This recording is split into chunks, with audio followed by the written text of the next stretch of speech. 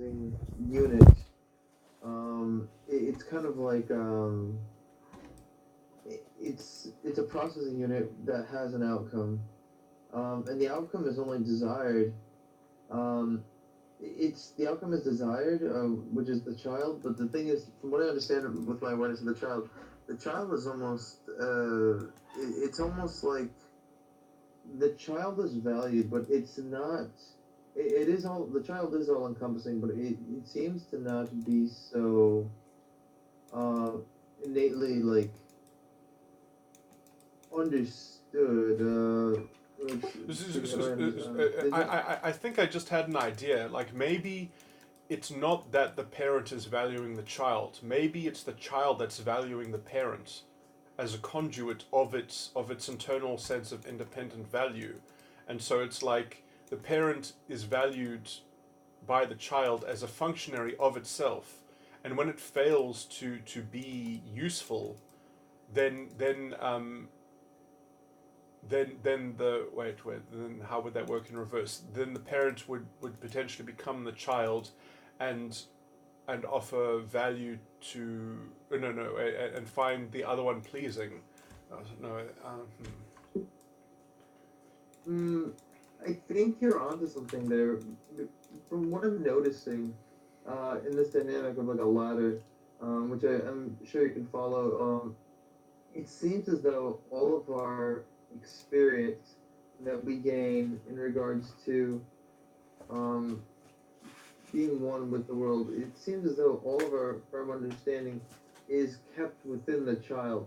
So any form of engagement within conversation, within some kind of attacking of the present moment, um, any engagement that we put onto the world, any form of reasoning we make, it all seems to evolve around the child. The child is kind of like the axis of our globe that spins uh, the cognitive functions. And to lie in a realm of unknowingness, we have the best opportunity to understand, and that is the child. The child is the phone book or the encyclopedia of who we are. Not to give that some kind of like analogy of actually sifting through like a paperback, but to give the idea of how much information it does hold. I think the child holds the majority of our information for tackling life, and so when we strive for the child, it's not because it's a comfort. It's a comfort zone in that it's a familiar area to categorize the world around us. It is also a firm understanding, but it is not innately a place that we wish to grandstand from all the time. It's a place of knowing, um, with not the firmest understanding, but our best understanding of ourselves. It's basically the organization. The child function is the organized, or it is the harbinger of information or some kind of engagement process that we look forward to. Um, we look forward to seeing again. And it's all information that's processed through the parent function with the filter of our hero function.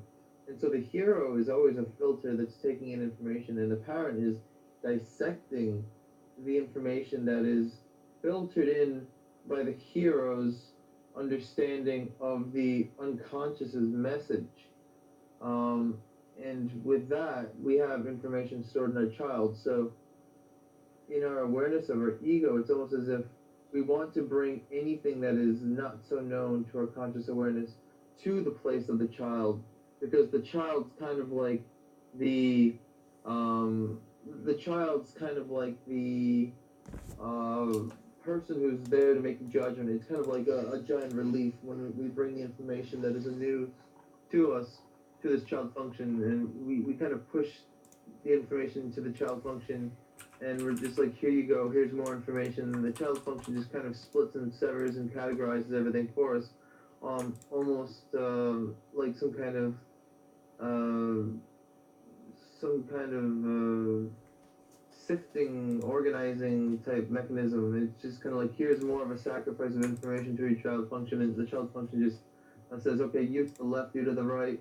you you're this, you're that, and it just keeps us in a place of not being within a chaotic realm. It's a place of organization and order.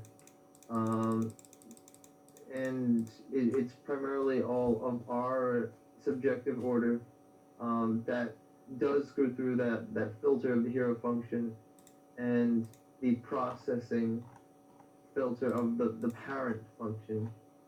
So it's the parent is I kind of see the parent as um, kind of like the immovable stone, kind of like the inevitable like this like cave like structure, so to say that if a thought is kind of like a train of thought, it's kind of like the parent function is going through the tunnel in the mountain where you have to enter this cave where the train tracks go, and you have to somehow get to the other side before the train it like comes through that tunnel, and you're in the tunnel and you get completely demolished. Like you have to deal with going through that area, or else you can't make it to the other side of the tracks. And you have to navigate that. And you have to understand that you know there is this there is this place, this realm you have to enter, and you do have to sift through information that is looked at very negatively.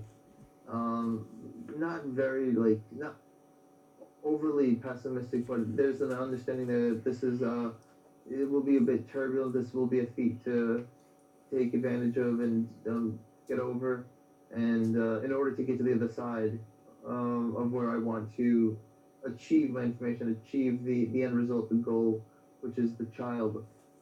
Uh, so that's what I'm seeing. The parent function is this force that we need to deal with, so to say that because there is innately two ways to see the world, and because of that, I mean, we have dynamics of extroverted sensing plus extroverted intuition. Just talking about simple dynamics of cognition, we do have introverted feeling and introverted thinking, two opposites, two axes. We have introverted sensing, introverted intuition, and so there's a the pathways and algorithms of cognition are simple byproducts of the fact that these truths are relative to existence.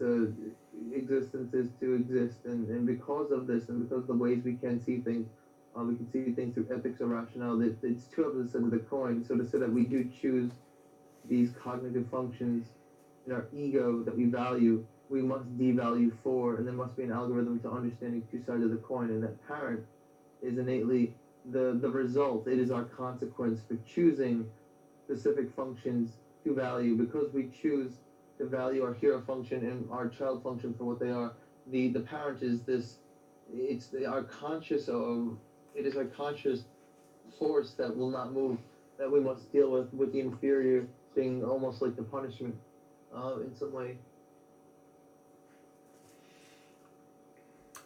You know, it was certainly very interesting. I'm afraid that like your perspective already takes into account like the synergistic influences that they have on one another. Where I'm trying to work out what the pure relational correspondence is in a kind of disambiguated way, which is obviously it's not really possible. Or I mean, no, but I mean you still kind of delineated some detail, which was certainly interesting. But I'm still toying with different possible models, I guess. But I mean, I yeah, I mean, you did say that it sounded like there might be something to the one thing that I was saying. But I guess if the child function is valuing the parent function and it values it and it finds it difficult, so it's both problematic or it's sort of like it has its own set of concerns and its own set of sort of annoyances, but it does still value it. So it's like the child is almost aspiring towards a more adult kind of realm of functioning, and so in some sense it's like also perhaps you could say that the parent function is like the child's secretary, but then within the difficulty that this of the tasks that the secretary performs, it can potentially go rogue. You see, like at the same time, I'm just trying to think in whatever I say how this could be reversed, because like essentially when you are subconscious focused, like your inferior becomes your hero and the child becomes the parent. And so I'm just trying to think like how that might go the other way, like how the parent could find value. I mean, maybe it's like it's almost a contest of admiration, like that the child is looking upward at the kind of the higher realm of functioning. So it's like the child actually has real independence, but it still wishes that it were different to itself. It wishes that it was operating on some kind of more higher level of functioning or esteem or something like that. It's like, oh, well, so it's like the secretary has its own bank of powers, which I get to task, I get to sort of command. It's my secretary, but I'm jealous of its sort of what it can reach, and maybe that is what the hero is. Maybe it's like because the secretary like was schooled by the hero. I mean, this is a weird analogy, or it has some intrinsic association with the hero, and the child essentially wants to be able to enlarge in its sphere of sort of machination or something like that. It wants to sort of extend its reach, and it can only access the hero via the parent, and so and so it's valuing the parent for that, but it's also difficult. So it's the quagmire, and then and then so and the parent intrinsically values the hero as well, and so the parent finds value in the hero, but it does so within the value that it has in the value that it is awarded from the child. So the child values the parent function, and the parent function values the hero function within the realm or within the spirit of the value it is uh, that is felt within the child function. So there's a kind of like a fuzzy containment field, which is the spirit of independence, that the child function sort of is this kind of fuzzy bordered kind of circle, and then within it is this kind of this more concrete sediment, which is the earth of the kind of the parent function, which is everything that has a weight attached to it. It's much more uh, and you can almost see how this corresponds with the unconscious mind, because it's like obviously the trickster function is the most raw source of kind of unadulterated perspective. It's just sort of it's bluntly available, and it hasn't been processed at all. And then the parent function obviously corresponds to the critic function, which has so it has to you have to be able, like, the parent function is the very first apprehension of a positive value. You have to try the child function wants to translate its value into the value as seen by the parent function, but that has to kind of correspond with the critic function, because it has to create a negative imprint of devaluation in the critic function. And so it actually it's a bit of work to do that, to contend a positive value that is consistent with negative devaluation held by well, at least those things, even if that's not like if that's not the immediate concern, it has to the parent function has to be careful about what it does, because whatever it does, it will leave a negative imprint of that in form, or in the form of the critic's devaluation that corresponds to its value. So it's not as free as the child function. The child function can create whatever positive values it wants to affirm, whereas the parent function it has to be very aware, because if it is too if it overextends itself, it completely cuts off the realm of the nemesis and or the hero. Because if the parent function is like complete in its kind of if it doesn't leave room for if it doesn't leave space, it has to be very careful in having the parent function specifically has to have a positive value that corresponds to the negative critical devaluation, that also leaves space for both the nemesis and the hero, and that is that is like four things that have to be supplied at the same time. It's a balancing act, which has to be precise and specific, but leave room for an open question that might, be able to do something special, and be far-reaching and profound and have a big footprint. And it comes right at the end, so, well, at least in my theory, although no, this is not explicitly in my theory, but I'm thinking that, like, since the source of independence is the child, that the hero is actually occurring lastly, although they're probably occurring simultaneously, but they, like, if they don't have room for each other, it's like, there is probably some conflict, or there's like some infringement, between them that has to generally be arbitrated. um, and it probably, it's hard to arbitrate that because there are three things and they're each judges in their own courts, and they each have their own consortium of corresponding devaluations. And obviously the child is the freest because it's connected to the trickster, so it is the most unbright. So it has the power to kind of bring in too much chaos, or or to sort of to bring in things that the other two entities, the parent and the heroes, have to kind of um, find room and be in conjunction with. Okay, well, I probably said all the original things that I could think of. Hmm. I Yeah. still, I still don't understand how, because I mean, some of that seems to ring true, but I still don't understand how this reverses. Like, how does suddenly the child become the parent, in terms of the kind of the subconscious, and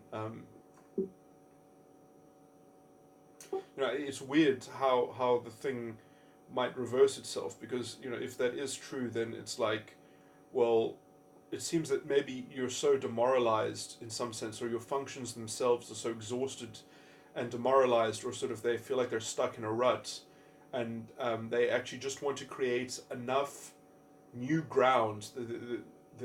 They want to be deconstructed, because it's like spider webs. They have kind of created, um, they've constricted their own movements. They're like overdeveloped muscles. They don't have a range of motion anymore, and so it's like they actually want a bit of creative destruction. They want the room at the end of it, and so the way to do that is to just kind of reverse the role of everything.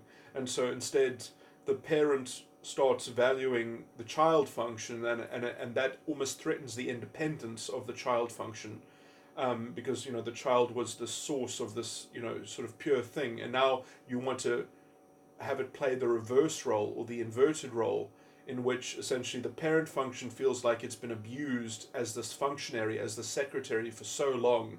It wants to be a source of independence, because maybe it feels like it's been infringed on over a kind of overarching course of overdevelopment, um, and out of that bank of experiences, it's sort of developed enough internal insight, that it's capable of actually, like, it maybe it actually replicates, it has a replica model of the former child function within the parent function. It says, actually, I don't need to be valued by the child function. I know I can already predict what it's going to value about me, because, like, you're sort of like, you look into the void, and then eventually the void looks back at you, and sort of and then it says, like, well, it doesn't have to value me anymore, because I can already anticipate its value perfectly. And so there's something wrong. The whole thing is programmed. The whole thing is dead. And so I'm the real source of life. I'm the real source of independence. And so and obviously it does this also in conjunction with the hero function that it's always worked in tandem with. um,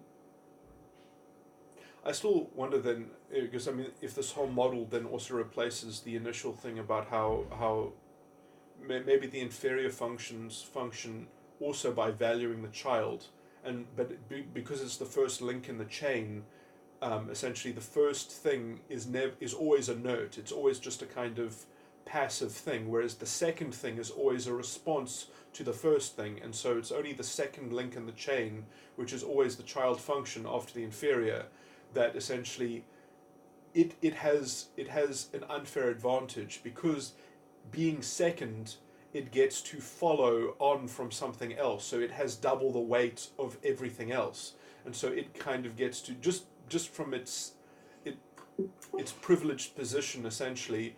It is the first to garner insight or to wield two magisteria, to have two realms under its belt. Hmm. I. Hmm. Yeah, that's a lot of information. I followed you quite the way through, and I guess I feel obliged to offer the best perspective I can in regards to the analogies and descriptions here in the relationship between the hero parent child dynamic as well as where the nemesis comes into play. And from what I'm understanding, it's this. You seem to be conjuring the idea, probably not exactly the idea, but I'm understanding simply the concept of what everything you're saying. Uh, thank goodness I'm not being very literal to the T in definition, but conceptually, I almost see the child as nagging the parent. The child it offers its childish, not exactly to reference a function, but its truth. The child holds the answer for the parent. The parent, when the child nags the parent, it's like the child's tugging away on some article of clothing on the parent saying, hey, hello, I'm right here. I am the answer. I have the answer. I harbor the answer.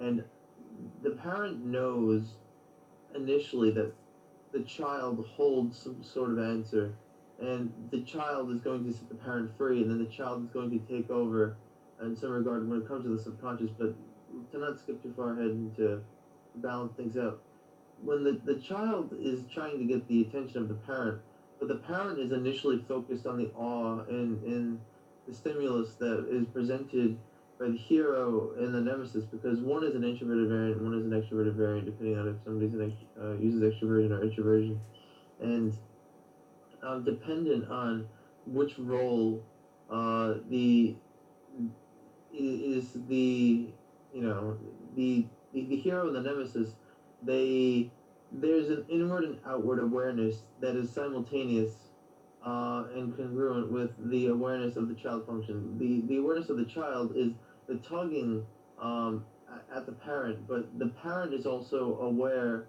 that there is some kind of it is aware of the implication of the inner and outer meeting at a certain point. So when at the meeting at a certain point, it's like the two worlds meet. It's like my inner world is saying, um, it is saying to the nemesis. We'll say for like an INTJ, NI is basically saying to NE, I see this converging point in this infinity symbol, this in this abstract infinity symbol that is uh, creating a point of intersection in the very midst, in the very middle. And I can see this midway. I'm aware of this point where the worlds are colliding, but I'm also aware of the child tugging away at my side, saying, "You organize this. You have this information. I'm right here. I'm right here."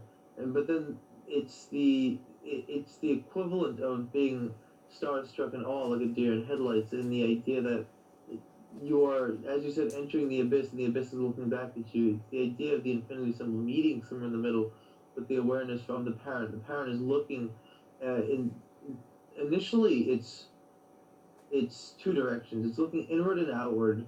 It's looking at the two worlds meeting at one point, which is the object itself, and it's looking at the awareness of how this information has been organized with the child. And so it's the idea of the conundrum of being stuck in what is so obvious as just blatantly like what's in front of you, and the simple analysis of how you have that organized.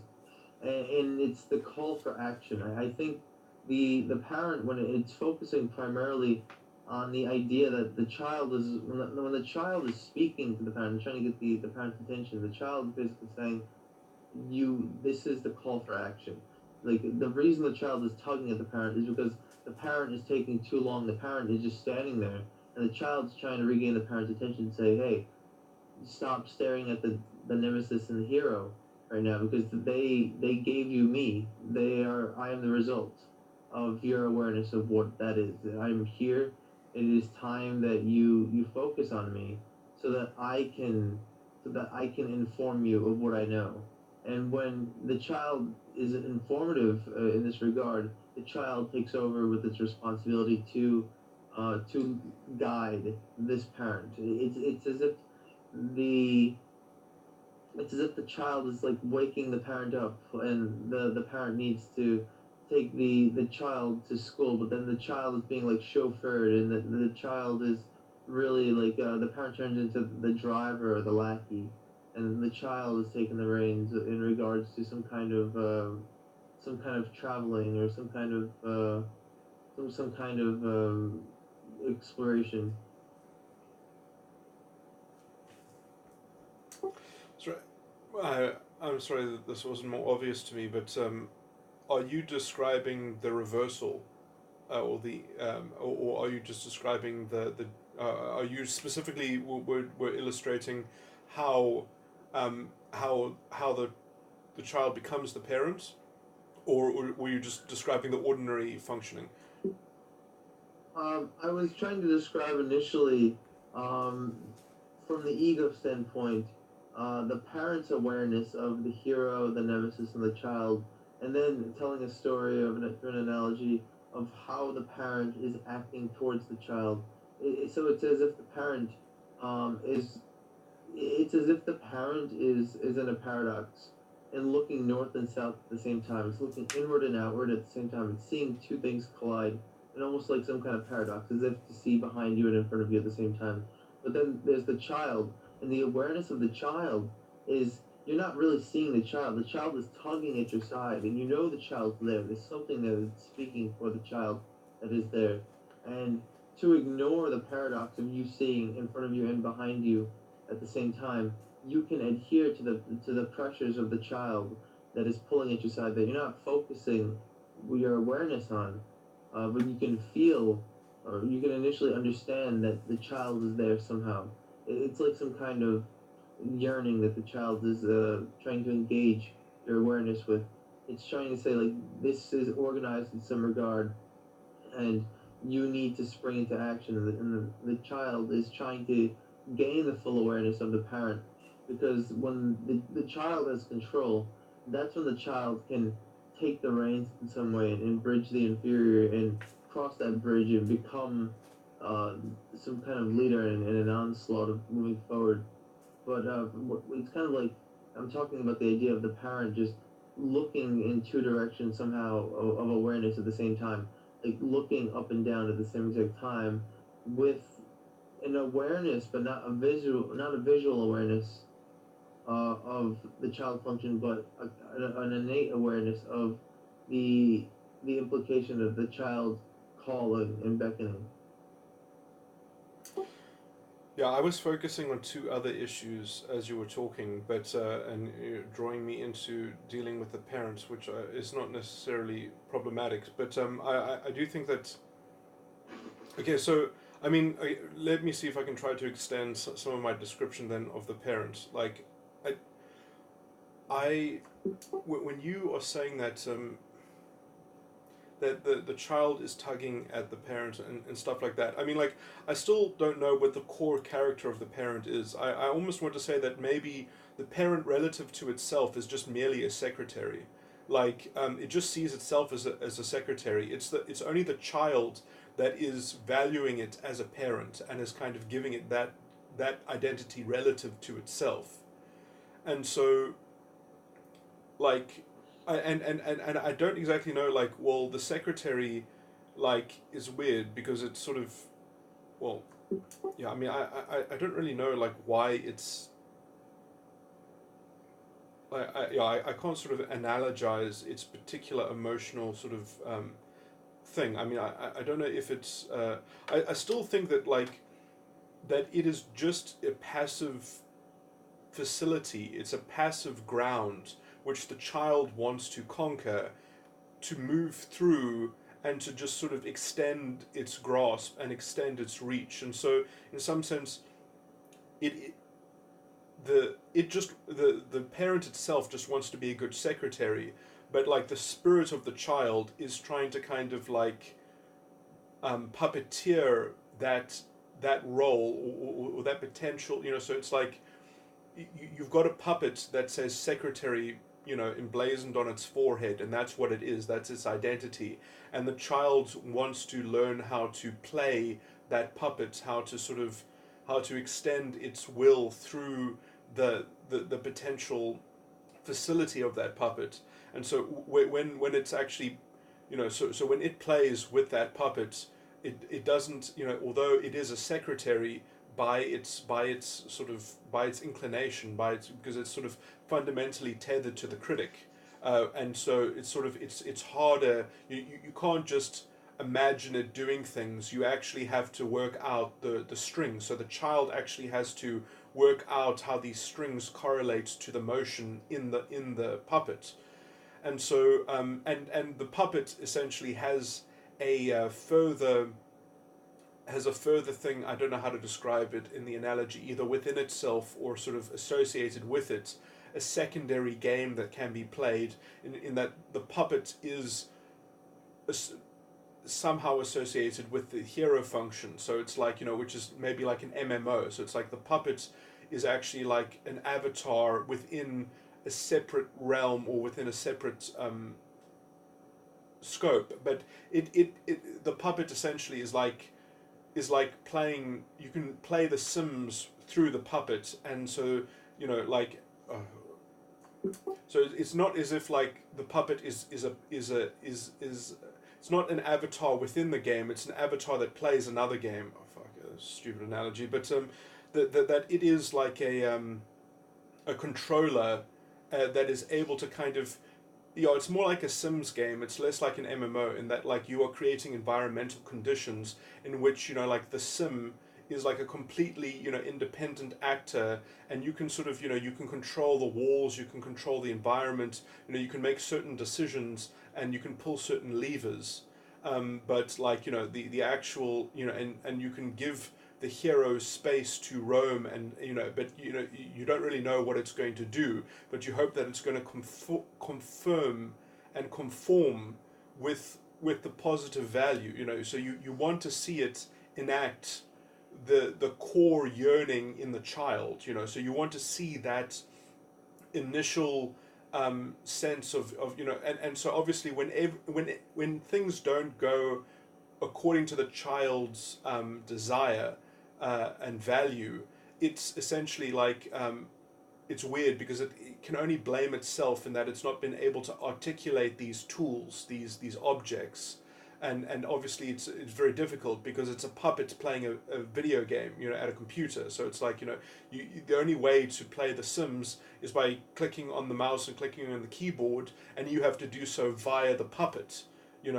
And so every time there's a fuck up, it's like, well, I didn't know the hero was going to do that. So it's like there's a mismatch in knowledge, but only the puppet can wield the computer, and only the child is wielding the puppet. And so it's like you want the puppet to be a good parent to your desire, but if it's not going to be a parent to your desire, it's just going to be like a malfunctioning secretary, or it's going to, it's not really, it doesn't have the fidelity of translating the input into the child's desire. So there is like a constant fundamental mismatch there. Um, Sorry, but yeah, so. But still, I think it is the child that is finding value in the puppet and wanting to name it as the parent, so that it can gain access through the parent to a yet further kind of interesting field of articulating its sort of its reach, and its and accomplishment in some more sort of grown up realm, or a sort of it's just sort of it it's proving to the child that it has a kind of masterful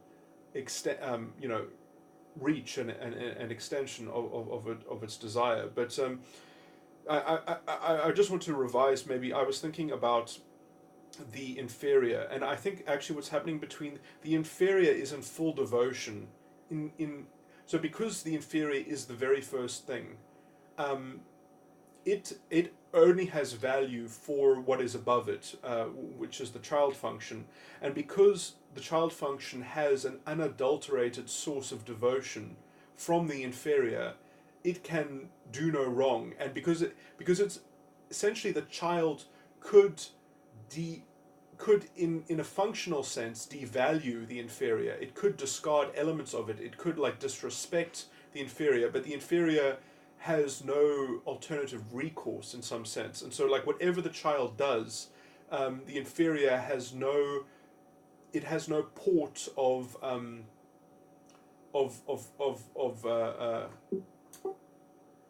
marking that. I mean, it has no way of checking up on it has no comparative kind of nexus of other things impinging or making it sensitive. So because like it's such a raw, inert source of observation that that essentially gets completely adopted by the child. The child inherits this power without any restraint or restriction, and so that is what gives the child its pure sense of independence.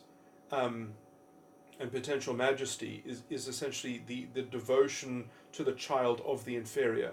And it's that unquestioning devotion which is what gives the child. Yeah, sorry, I'm saying all of this almost abstractly, and I'm just trying to think the implications of it. But I'm just trying to think that if when these things ever reverse, that in some sense, I wonder if it's because the puppet. Okay, so if you integrate with what I was saying before, is that the puppet is somewhat eventually thinking that no, like actually I'm a real boy, I could be the real child or something like that, like or something like that, or the child is so fed up with the parent that it wants to kind of teach the parent about itself by reversing the role, and so it's like the child is almost in a mocking way it is inverting all the roles and reversing all the things. And the weirdest thing for the child is that when it does this, it ends up having to put value into the inferior function, which is going to actually give it a whole sense of maturity, because then it's going to see the mismatch, its potential maltreatment of the pure devotion that it was otherwise receiving. And then you're going to get a potential separate faction of intelligence in that you're going to have like a split or a double kind of persona, or at least a hypothetical separate kind of compartment of in that the child function is going to have two separate banks, because one in which it receives pure devotion from the inferior, and one in which it is having to place value in the inferior, in terms of like where it essentially it's going to be enslaved by the former parent, which becomes the pseudo child when all these things are reversed, and it is having to kind of work out how to make its inputs have particular outputs within the inferior, and then it's going to realize how much of a deficit it has when it is a puppet. But when it ostensibly perhaps does this because it wants to train a better puppet for itself. It wants the puppet to get more tooled in some sense, to have a finer, nuanced, sophisticated, so which will only come by animating the puppet and giving it a kind of an idea of independent articulation, just so that it can sort of get finer motor skills. But that project itself essentially becomes the kind of the development of the subconscious, effectively, when all these things reverse, which is a kind of like an unholy source of ulterior insights and powers, but it comes at the cost of having a fractured child at that point. Is that your child has like a double, um, a disparate bank, or at least two segments now. Anyway, I'm going to stop there because I'm just repeating myself. But Hmm.